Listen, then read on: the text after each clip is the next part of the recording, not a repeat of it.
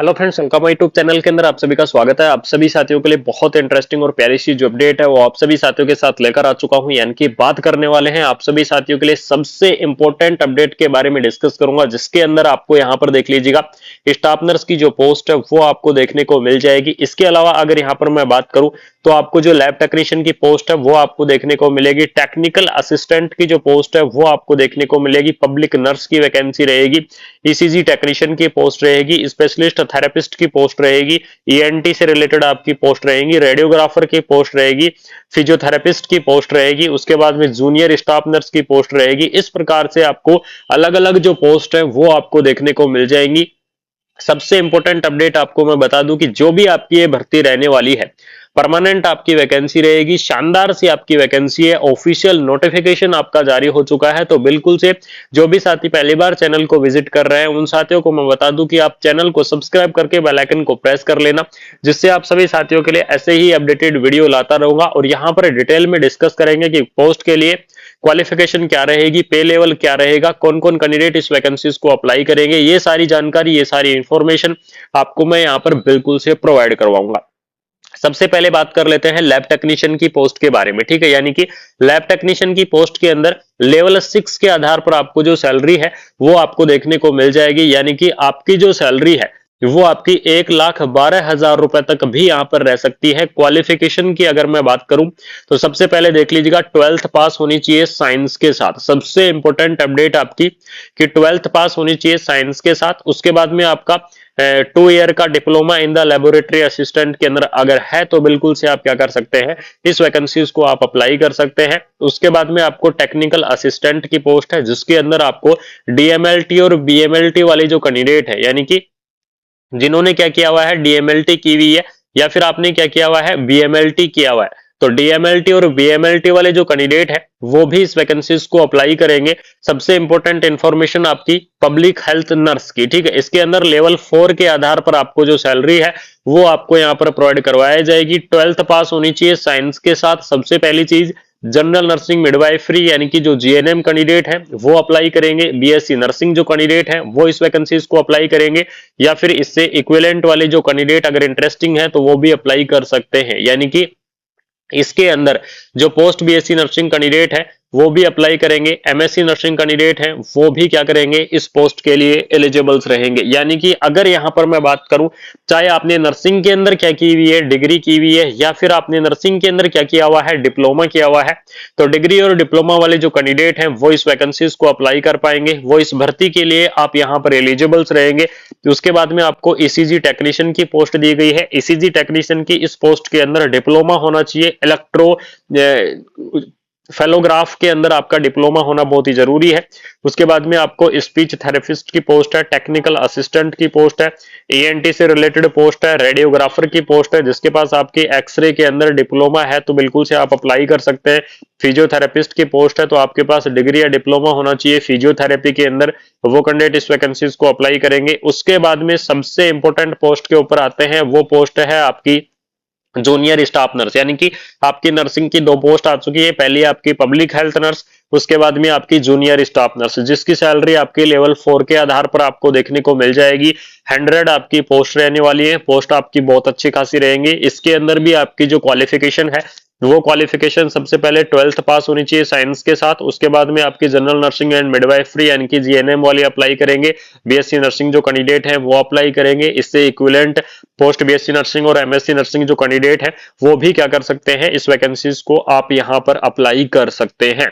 उसके बाद में आपको यहां पर देख लीजिएगा सीएसएसडी टेक्निकल असिस्टेंट की जो पोस्ट है वो भी आपको प्रोवाइड करवा दी गई है। इस प्रकार से आपको अलग अलग कैटेगरी वाइज आपको वैकेंसियां यहाँ पर प्रोवाइड करवाई गई हैं, जिसके अंदर आपको स्टाफ नर्स की जो पोस्ट है वो भी आपको यहाँ पर देखने को मिल रही है। उसके बाद अगर यहाँ पर मैं चर्चा करूं आप सभी साथियों के साथ, तो यहाँ पर देख लीजिएगा एप्लीकेशन प्रोसेस की यहाँ पर क्या करते हैं, डिस्कशन करते हैं कि एप्लीकेशन फॉर्म या फिर एप्लीकेशन आप किस प्रकार से अप्लाई करना होगा।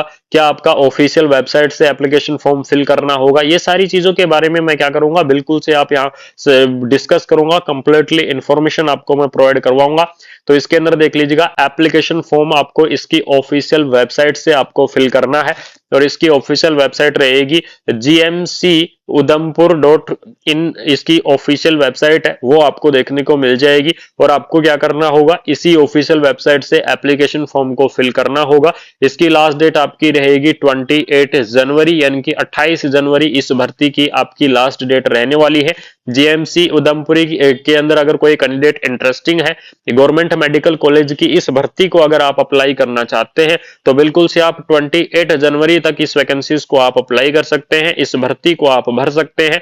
इसके बाद में अगर आप एप्लीकेशन फॉर्म फिल करने की कोशिश करेंगे तो आपका जो एप्लीकेशन फॉर्म है वो आपका एक्सेप्ट नहीं किया जाएगा, इसलिए आपको 28 जनवरी तक इस वैकेंसीज को फिल कर देना है। एप्लीकेशन फीस की अगर मैं बात करूं तो 500 आपको जो एप्लीकेशन फीस है वो आपको देखने को मिल जाएगी। ऑनलाइन मोड के द्वारा पे करनी है, यानी कि debit card, credit card, net banking किसी भी माध्यम से आप पे कर सकते हैं। लेकिन जो सबसे इंपॉर्टेंट अपडेट है, नॉन रिफंडेबल, यानी कि आपकी ये जो भर्ती है ये आपकी रिफंड नहीं की जाएगी, या साथ में आपकी एप्लीकेशन जो फीस है वो भी आपकी रिफंड नहीं की जाएगी। सिलेक्शन क्राइटेरिया के बारे में मैंने आपको बता दिया है कि कौन सी पोस्ट आपको कौन कैंडिडेट अप्लाई कर सकता है। सिलेक्शन का क्राइटेरिया के बारे में अगर यहां पर मैं डिस्कस करूं तो इसके अंदर देख लीजिएगा, बेसिस ऑफ मार्क, यानी कि आपका मेरिट के आधार पर आपका जो सिलेक्शन है वो आपका नहीं होगा। इसके अंदर आपका होगा रिटन एग्जाम, यानी कि रिटन एग्जामिनेशन आपका होने वाला है, जिसके अंदर आपका कॉम्पिटेटिव एग्जाम होगा। तो बिल्कुल से आप क्या कर सकते हैं, इस भर्ती को आप अप्लाई कर सकते हैं और साथ में अपनी तैयारी के अंदर जुट जाइएगा। बहुत ही शानदार सी वैकेंसी आपको देखने को मिलेगी। यहां पर देख लीजिएगा, union territory of Jammu Kashmir government medical college and associated hospital Udhampur, ठीक है। स्पेशली अगर यहां पर मैं बात करूं जम्मू कश्मीर से अगर कोई कैंडिडेट इस वीडियो को विजिट कर रहा है या फिर इस वीडियो को देख रहा है, तो उन साथियों को स्पेशली मैं आपको बता देता हूं कि कमेंट बॉक्स के अंदर जम्मू एंड कश्मीर वाले जो कैंडिडेट हैं, चाहे वो कोई भी हो, बिल्कुल से आपको यहां पर कमेंट बॉक्स के अंदर कमेंट करके जाना है सभी साथियों को जो भी जम्मू कश्मीर से वीडियो को देख रहे हैं। और साथ में आपको मैं बता दूं कि जम्मू कश्मीर वाले कैंडिडेटों के लिए बहुत इंपॉर्टेंट अपडेट होने वाली है, उनके लिए यहां पर बड़ी प्रायोरिटी रहेगी, क्योंकि इसके अंदर जो आपका रजिस्ट्रेशन मांगा गया है वो आपका जम्मू कश्मीर पैरामेडिकल काउंसिल का जो आपका रजिस्ट्रेशन है वो आपका मांगा गया है। यानी कि जम्मू कश्मीर वाले जो कैंडिडेट है वो इस वैकेंसीज को अप्लाई करेंगे और काफी टाइम के बाद में स्पेशली जम्मू कश्मीर वाले कैंडिडेटों के लिए आपकी जो भर्ती है वो आपकी निकाली गई है गवर्नमेंट मेडिकल कॉलेज की तरफ से।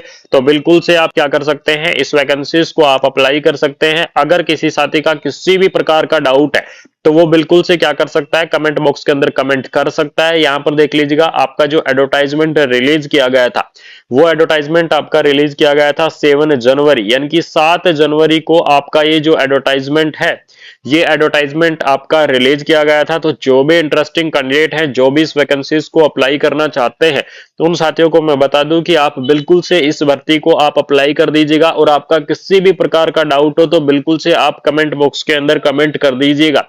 आप सभी साथियों को रिप्लाई करने की कोशिश करूंगा आपको कंप्लीटली इंफॉर्मेशन इस वीडियो के अंदर बता दूं। साथ में एज लिमिट की अगर यहां पर मैं चर्चा करूं कि इस भर्ती के अंदर आपको जो एज की लिमिट है वो आपको क्या देखने को मिलेगी, तो यहां पर देख लीजिएगा, एज लिमिट आपकी मिनिमम एज लिमिट रहेगी आपकी 18 ईयर, यानी कि 18 ईयर आपको जो मिनिमम एज लिमिट है वो आपको देखने को मिल जाएगी। और 35 ईयर आपको जो मैक्सिमम एज लिमिट है वो आपको यहां पर क्या की गई है, प्रोवाइड आपको करवाई गई है। यानी कि 18 से 35 ईयर तक के जो कैंडिडेट है वो इस वैकेंसीज को अप्लाई कर सकते हैं, वो इस भर्ती के लिए एलिजिबल्स रहेंगे। साथ में आपको गवर्नमेंट रूल के हिसाब से जो आपका एज का रिलैक्सेशन है वो भी आपको यहां पर देखने को मिलेगा। और एज के रिलैक्सेशन की अगर यहां पर मैं बात करूं तो ओबीसी कैटेगरी के लिए आपको 3 ईयर का जो रिलैक्सेशन है तो वो आपको प्रोवाइड करवाया जाएगा। एससी और एसटी कैटेगरी की मैं बात करूं तो इसके लिए आपको 5 ईयर का जो रिलैक्सेशन है वो आपको प्रोवाइड करवाया जाएगा। पीडब्ल्यूडी कैंडिडेट की मैं बात करूं तो आपको 10 ईयर का जो रिलैक्सेशन है वो आपको यहां पर क्या किया जाएगा, प्रोवाइड आपको करवाया जाएगा। यानी कि गवर्नमेंट रूल के हिसाब से जो भी आपका रिलैक्सेशन रहेगा वो रिलैक्सेशन आपको यहां पर बिल्कुल से प्रोवाइड करवाया जाएगा। बहुत ही शानदार सी वैकेंसी आपकी यहां पर रिलीज हो चुकी है गवर्नमेंट मेडिकल कॉलेज की तरफ से। धमाकेदार जो पोस्ट है वो आप सभी साथियों की यहां पर रिलीज हो चुकी है। तो आप सभी साथियों को मैं बता दूं कि आप बिल्कुल से इस भर्ती को फिल कर दीजिएगा। अगर आपका कोई भी डाउट है, किसी भी प्रकार का डाउट है, तो कमेंट बॉक्स के अंदर कमेंट कर दीजिएगा। बाकी आपको करना क्या है, वीडियो को अपने दोस्तों के अंदर ज्यादा से ज्यादा शेयर करना है, यानी कि ये वीडियो को ज्यादा से ज्यादा फैला दो, ज्यादा से ज्यादा शेयर कर दो, चैनल को सब्सक्राइब कर लो। जिन साथियों ने अभी तक चैनल को सब्सक्राइब नहीं किया है उन साथियों को मैं बता दूं कि चैनल को सब्सक्राइब करके बेल आइकन को प्रेस कर लेना। मिलते हैं कोई नई अपडेट के साथ, कोई शानदार सी इंफॉर्मेशन के साथ। Thank you so much. जय हिंद, जय भारत।